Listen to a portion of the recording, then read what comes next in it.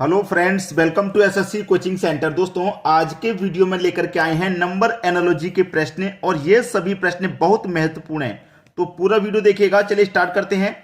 पहला प्रश्न है 9, 8, 16 क्वेश्चन मार्क। अगर ध्यान से देखा जाए संख्याओं को तो आपको पता लगेगा कि ये जो हमारा 9 है ये 3 का स्क्वायर है, ये जो 8 है ये 2 का क्यूब होता है, ये जो 16 है ये 4 का स्क्वायर होता है। तो यहां पर क्या आएगा भाई? देखिए, ध्यान से देखिएगा। पहली संख्या स्क्वायर में है, दूसरी क्यूब में, पहली स्क्वायर में दूसरी क्यूब में आएगी। अगर दूसरी क्यूब में आती है तो एक ही ऑप्शन ऐसा है जो क्यूब में दे रखा है 27, यानी कि 3 की पावर 3 अगर आप करेंगे तो आपको 27 मिलेगा। एक ही संख्या ऑप्शन में ऐसी है जो क्यूब की फॉर्म में दी गई है, इसका मतलब यही सही आंसर है। लेकिन जरूरी नहीं है कि हर बार आपका इस तरीके से ही आंसर आए। इसको करने का जो सही तरीका है वो देखिए। ये तो आपने डायरेक्टली सोच लिया, इंडिकेट कर रहा है कि पहली संख्या स्क्वायर में है, दूसरी क्यूब में है, पहली स्क्वायर में है, दूसरी क्यूब में होगी। ये डायरेक्टली आपको समझा रहा है, लेकिन इसका जो रियली मेथड है वो समझिए। यहां पर जो पावर थी उसको बेस बना दिया, ठीक है, और जो बेस था उसको पावर बना दिया। क्लियर है ना? ऐसे यहां पे जो पावर है उसको हम क्या करेंगे? बेस बना देंगे। ठीक है भाई, यहां पे जो पावर उसको बेस बना देंगे और जो बेस है मैं उसको पावर बना दूंगा। रियली मेथड समझा रहा हूं। इस प्रश्न को मैं क्यों लेकर के आया हूं? क्योंकि इस प्रश्न में आपको बहुत सारी बातें सीखने को मिलेंगी। अब ठीक है, जो बेस था मैंने यहां पावर बना दिया। अब 2 की पावर 4 का मान क्या होता है भाई? 2 की पावर 4 का मान तो 16 होता है। 16 ऑप्शन में नहीं दे रखा। क्या दे रखा है 16 ऑप्शन में? 16 ऑप्शन में दे ही नहीं रखा। यह तरीका फेल हो गया। जब यह तरीका फेल हो गया तो अब कौन सा तरीका लगेगा भाई? यहां पर मेरा क्या है? 3 की पावर 2 और यह है मेरे 2 की पावर 3। ठीक है, ध्यान देखना है, ध्यान से देखना प्रश्न में क्या हो रहा है कि 3 से 2 दिया गया है, 1 कम करके। ऐसे यहां पे क्या भी है मेरे 4 की पावर 2, तो यहां पर भी क्या करेंगे हम? 1 कम करके ले लेंगे। तो 4 से कम करके लूंगा 3 ले लूंगा कि नहीं ले लूंगा? यहां पे पावर 2, यहां पे 3, यहां पे 2, तो फिर यहां पे भी 3, और 3 की पावर 3 का मान 27। तो 27 हमारा सही हो गया।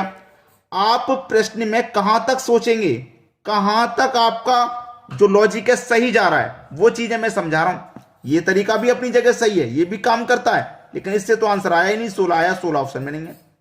ठीक है, जब हमने ये वाला दूसरा तरीका लगाया तो 27 मिल गया। और एक था इनडायरेक्ट जो आपको डायरेक्टली समझा रहा है, इंडिकेट कर रहा है कि भाई यहां पे स्क्वायर क्यूब स्क्वायर क्यूब। ठीक है, ये आपको डायरेक्टली समझा रहा है। तो आप जैसे भी चाहें प्रश्न में लॉजिक को पकड़िए बस। ठीक है, अब देखेंगे अगला प्रश्न। अगला प्रश्न है 30 से 16 बनना है तो 24 से क्या बनेगा? 30 से 16 बनाना आसान है। 30 में अगर आप 2 से डिवाइड कर दें तो 15 बार जाएगा, और 15 में अगर आप 1 जोड़ दें तो 16 बन जाएगा। उसी तरीके से 24 में भी अगर आप 2 से डिवाइड कर दें तो 12 बार जाएगा, और 12 में भी 1 जोड़ दें तो 13 बन जाएगा। यानी कि पहला ऑप्शन सही हो गया। कितना समय लगा? कोई समय लग रहा है? नहीं लग रहा। अब देखेंगे अगला प्रश्न। अगला प्रश्न है 48 से 1232 बहुत बड़ी संख्या बन पा रही है भाई। मुझे तो यह दिखाई दे रहा है कि 48 से 1232 बहुत बड़ी संख्या है कि नहीं? बहुत बड़ी संख्या।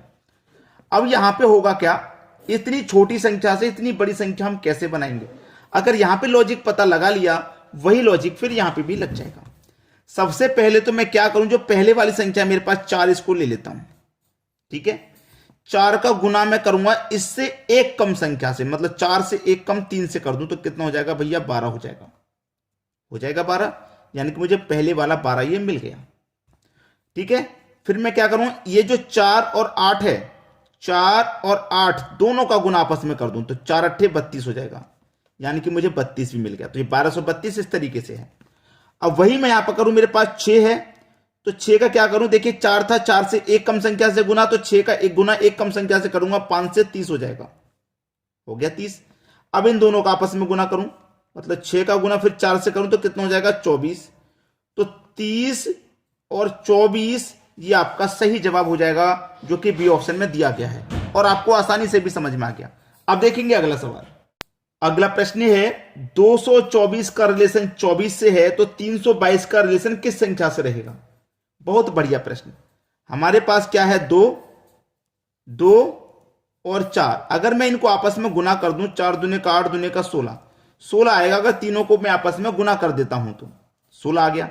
और इन तीनों को मैं एक बार आपस में जोड़ लेता हूं, ठीक है। एक बार तो मैंने तीनों का गुना कर लिया, एक बार इन तीनों को जोड़ लूंगा। 4 और 2 6 और 2 8, ठीक है। इसका गुना आया था 16, जोड़ के आया 8, दोनों को जोड़ दो, 16 और 8 कितना हो गया 24, 24 मेरा मिल गया।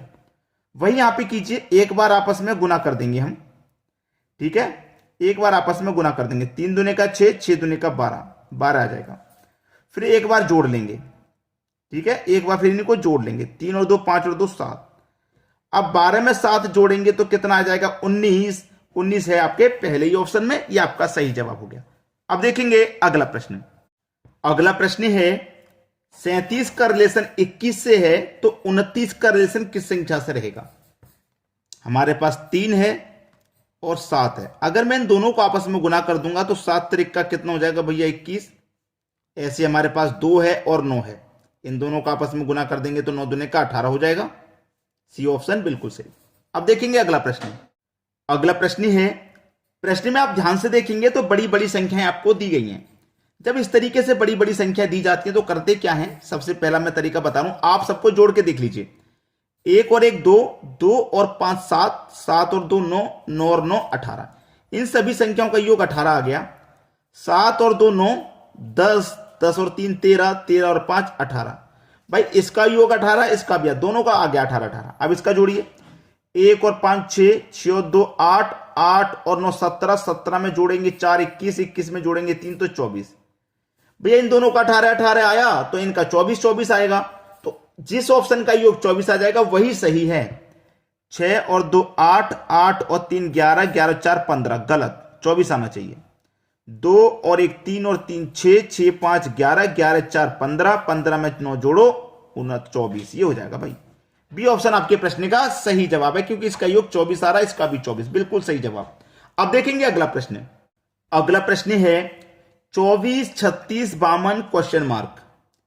इस प्रश्न के 2 आंसर हैं और दोनों ही ऑप्शन में मौजूद हैं, ठीक है। जैसे मैं आपको बताऊं 24 से 36 कैसे बनेगा, मेरे पास 2 और 4 है, अगर मैं दोनों को जोड़ लूं 4 और 2 6 होता है, और 6 का स्क्वायर कितना भैया 36। ऐसे ही 5 और 2 है, दोनों को जोड़ लूंगा, 5 और 2 7 होता है, तो 7 का स्क्वायर कितना 49। कहां है 49, ये रहा सी ऑप्शन है, ठीक है। ये पहला तरीका, आंसर मिल गया। दूसरा तरीका देखिए, मेरे पास क्या है 24, अगर मैं 24 को 2 से डिवाइड करता हूं तो ये 12 बार में जाएगा 24 और 12 को जोड़ दो तो 36, ठीक है, 36 मिल गया। ऐसे ही क्या है 52 है, 52 में भी 2 से डिवाइड कर देंगे, कितनी बार में जाएगा 26 बार में। इस 52 को इस 26 को जोड़ेंगे, देखिए मैंने 24 में डिवाइड किया था 12 आया, 24 12 को दोनों को जोड़ा 36।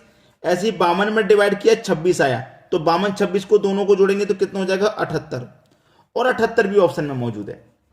अब बताइए किसको सही माने, हम सही किसको माने। सही तो आपका डी ऑप्शन है, जो एग्जामिनर ने इसका सही आंसर दिया था वो डी ऑप्शन, इसको सही नहीं दिया। क्यों सही नहीं दिया आप खुद सोच सकते हैं कि जब एसएससी में क्वेश्चन पूछा जाएगा तो क्या इतना हलवा क्वेश्चन वो दे देगा कि दोनों को जोड़ के स्क्वायर कर दो, दोनों को जोड़ के स्क्वायर कर दो। एसएससी में कोई ना कोई लॉजिक तो होगा, नॉलेजेबल क्वेश्चन होगा। यहां लग रहा है ट्रिक, यहां है लॉजिक वो जिसकी जरूरत है आपको, वो लॉजिक यहां पर है। सी ऑप्शन आपका सही नहीं है। वैसे तो सही है लॉजिक, आपने इसको लगा दिया आंसर आ रहा है, लेकिन जो एसएससी ने एग्जाम में जो इसका आंसर दिया था वो डी ऑप्शन को दिया था। और वाकई में जब हमने देखा कि भाई ये तो एक साधारण सा है, अगर इतना आसान एसएससी दे देगा तो भाई फिर टफ कहां है क्वेश्चन, फिर आपका कंपटीशन टफ कहां रहेगा। ये यहां पे टफ है, यहां पे टफ है, इस लॉजिक को समझिए।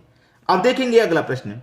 अगला प्रश्न है 170 13 257 क्वेश्चन मार्क।